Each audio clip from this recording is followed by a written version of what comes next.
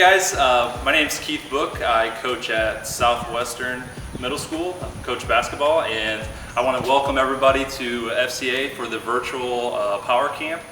Today's theme, this is day 4, and I want you guys just to know that today's theme is 100% serving others. And just the idea of, I think we're all called to, especially in sport or just from Christ alone, is just being able to serve others to be able to move forward and move closer to Christ. And I think this applies and it's just parallel to everything you do in a team sport.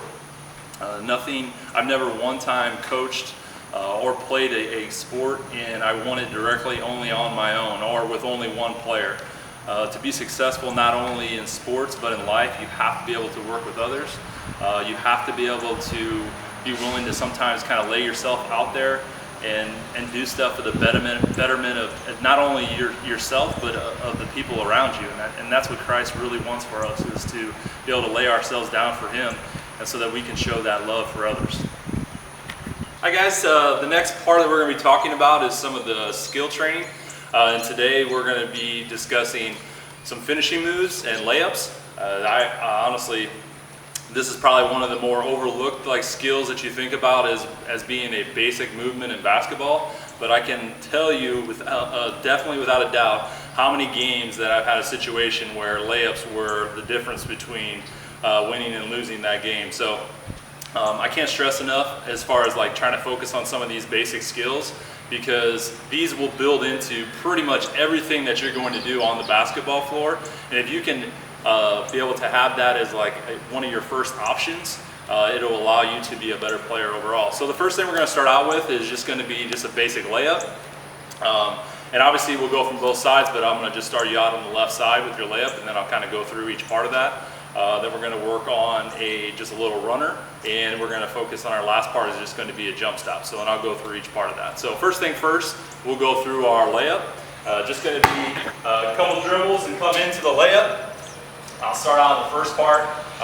Don't worry about my lack of athletic ability. You guys will be much better. But so we'll go through this first one. As you go through, you're going to have your opposite foot. So I'm pushing through on that right foot for me and extending up to try to get the finish up in that left-handed layup. And remember, the biggest thing when it comes to a layup is making sure that you're just driving straight through. When you go to it, and I always tell my kids this, is that the one thing you can never be enough of is be aggressive going to the rim. And I always try to make it a focal point as you guys are going through it, not just going through the motions when you do your layups, but make sure and kind of put yourself in game speed. Try to really go at the rim as hard as you can and really focus on trying to get it high off the glass, especially for you little guys, especially when you're going into there. I know I've had plenty of that be a scenario, and a lot of guys be successful in that. It's just going into that land of giants sometimes, but you got to make sure and get it up nice and high. Really make that a point. That backboard is always your friend, I promise. Obviously, I know here we're out at the park and we're outside, but when you're in the gym, really look at that square. It's there for a reason. Make sure to hit it up high off the glass and try to finish strong. Okay. The next part that we have on there is going to be, we're just going to work on a runner. I'm not saying this one's going in, but we're going to hope for the best on this one, okay? So what we're going to do is when you're working into it, I always think about when I go into the lane, okay, you want to try to go straight at the rim. No matter what we talk about in this scenario, it's always about squaring yourself up. You always want to be square to the basket whenever you try to finish. Doesn't matter what the move is, you squaring up is going to put you in a better position to be successful. So our next move is going to be, you're just going to run it straight in, you go to the middle lane. Some guys do it a little bit differently. I just kind of get the knee up and just extend my arm out as I go through. When you come into it, you're going to run up, get that arm up, and extend it out, okay? And the biggest part of that, when you come into the lane and when you release out, you want to get that arm up as high as you can to release. It makes a world of difference, especially when you are a little bit of a shorter player. It's super hard to block that shot if you can really extend that arm out and really push it up and out. And the better and better you get with that is darn near unstoppable when you come into the lane. All right, the last move that we're going to go through is the jump stop. And this is one of my favorite moves, mostly due to the fact is that when you put yourself into this position, it allows you to do multiple things after you've made your initial move. And I'm a big fan of that because how many times you are in a game or you're playing, you get into a situation where you think one thing's about to happen and then all of a sudden a double team, or maybe the shot position doesn't work out, or maybe an extra defender comes at you, so you need to make a second decision. So this allows you to have flexibility in your next move. So whenever I come into the lane, I always start off with, and I always teach my guys, when you come into it, doesn't matter where, I always just try to kind of center myself. But if you can come into the lane, 2-foot jump stop, all right? This allows you now, I can go up, okay? This also allows me now that I can pivot and make another pass, okay, if I need to get out of trouble, or I can make a pump fake and do an additional move. And I'm a big fan of that when you come into it, but you have to come into it nice and strong and land 2 feet. A lot of guys, they'll come into it and it's like this 2-step, and that'll be a travel. You won't have that secondary option to be able to do something else with the basketball. You're going to make sure you come into it strong, 2 feet, land strong, so you're nice and powerful here. So now I can make my move, now I can make my pass. I can do those sort of things, and it gives me an additional presence when I'm in the lane. I also say this, and I know I've been stressing on a lot about talking about little guys, but I know because of being a taller guy, I know when a smaller guy gets into the lane a lot of times, and I've had a lot of guards over the years, they get themselves too deep into the lane. And I always tell them, it's like, the deeper you go in here, you got no options. All of a sudden you're down, you're underneath the rim, and there's like 3 guys, and there's arms everywhere, and then you see a guard just kind of throw it up in the air. Give yourself a plan B. I always think about this, and this is true too, even just in life in general. Making sure that you always have a secondary option. Don't just come into things stronghold and think that there's only one option to do things. So be thinking about those sort of things, and that's why I want to give you different options on these moves, because number one, it obviously gives you a first option. Number two, it gives you that secondary option so that you can now think about different things, that if something does occur on the floor that you did not plan for, you have a plan B. You have a way out. You don't have to just throw something up for no reason at all. So, and I think that parallels in life sometimes too, because things aren't going to go the way you want them to. The same reason why we're out here and doing a virtual camp, because this isn't exactly what we had planned. But just because we haven't planned that doesn't mean God doesn't have a plan for us later on, and that gives us that secondary option. And I think sometimes when you can have a scenario where you are giving 100% to others, it does open up those options. And I hope that, you know, with working on some of these skill sets, that it will help you as a player. All right, now with all the moves that we've incorporated so far, I want you guys to understand that obviously these are the intro level to all these moves. Now remember, as you're going through those and you start getting more comfortable and you start going through a lot of the different components that you have in basketball, you want to build to it.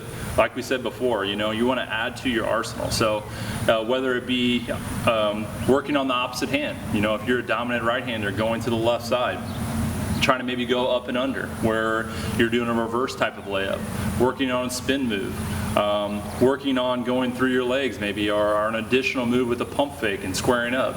Whatever the case may be, make sure that you're adding to the arsenal as you go through, and make sure you're using all those. These are just, like I said, they're just the beginning, right? This is giving you your base. But you can't move any forward in anything that you do in life without having a good base ground. And that's what's going to kind of lead off into the next part. And I think about, yeah, that's great, we're doing the physical things, and you know, and we're really working towards that skill set.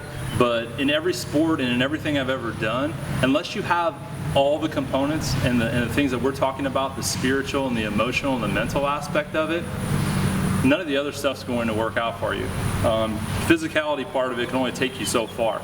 You're going to need these extra components to be able to have that, and I think that's where Christ comes into, where it lays that on your heart and allows you to relax a little bit emotionally. It allows you to have a different perspective on things in life and the people around you. So it'll help you not only be a better player, but a better teammate and just an overall better person in general. So I'm going to lead you off with a little devotional that was laying heavy on my heart, and I thought it really fit well to what we've been talking about. And I'll just kind of start you off. The first portion is from Joshua 1:9. It says, "This is my command, be strong and courageous. Do not be afraid or discouraged, for the Lord your God is with you wherever you go." That's big for me. I mean, you're thinking about these different things, and I know the things that we're dealing with. And sometimes it's hard to be strong and be courageous in those aspects, but to know that God's always going to be with us and always going to be in your heart, it makes a world of difference. You're not alone in all this, and you don't have to be alone. So if we can make sure that to keep that at the forefront and use that as our base ground, we can continue to build as Christians and help others. I have one part on here, and it says, in Greek mythology, one quality of a hero is having the strength for two. In other words, to be heroic, you not only have to thrive on your own, but you also have to help someone else thrive. When we envision superheroes today, we're often drawn to both their physical strength as well as their moral strength to come to the aid of others in need. What are we willing to do to get ready? What am I personally willing to go through to ensure I'll be strong enough in mind, body, and spirit to actually help others when the time comes? And I'll ask this, and this will be kind of my finishing questions for you to kind of challenge you a little bit, because I always love to do that, throw things out there and then get a little bit of a challenge on those aspects so you can reflect. Number one, what's one thing you will do right now to push beyond your limits in mind, body, and spirit? What pain are you going through that you can let God turn into a strength? And number 3, what's one fear you can face right now to build confidence in God?